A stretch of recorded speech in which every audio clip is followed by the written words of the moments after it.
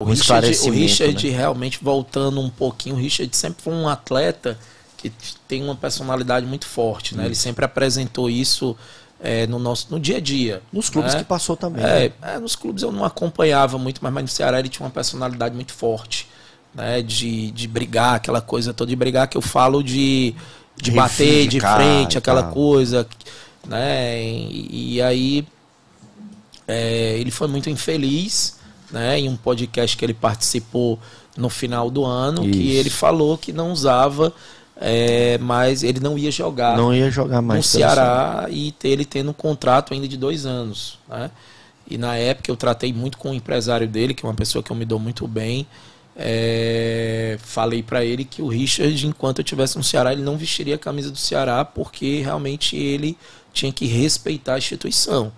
Eu até entendo se ele não quisesse jogar, é um direito dele. Eu também não obrigo a ninguém ficar sem querer, mas ele tem que respeitar a instituição.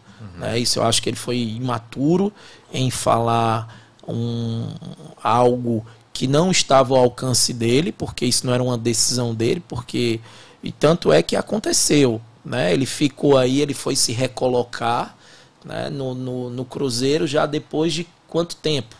90 dias praticamente. A pré-temporada iniciou ali em meados de dezembro, né? Então ele foi para o Cruzeiro, se eu não me engano, em fevereiro, acho que meados de fevereiro ou final de fevereiro, né? Então assim, é um jogador que tem muita qualidade, é um jogador que poderia nos ajudar. Muito, mas eu tenho um pensamento que acima da instituição não tem ninguém.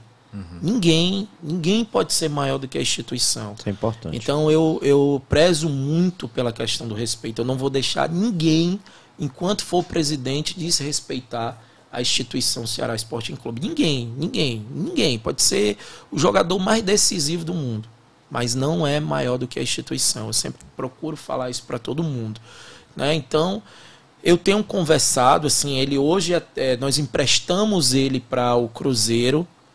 Pelo que eu soube, ele está treinando, ele continua treinando separado, mas eu acho que ele assim, não tem nenhuma denúncia de fato, né? Que tenha prova, pelo menos o que eu tenho conhecimento, né? Não tem, diferente assim do Nino, que o Nino, né, meio que delatou, confessou. Disponibilizou, né? Então, assim, mas é o que eu falo, né? Hoje a própria opinião pública ela vai te julgar. Né? Porque qual é o sentimento, qual é a segurança que uma diretoria, uma comissão técnica vai ter no seu elenco um jogador que teve uma suposta, né,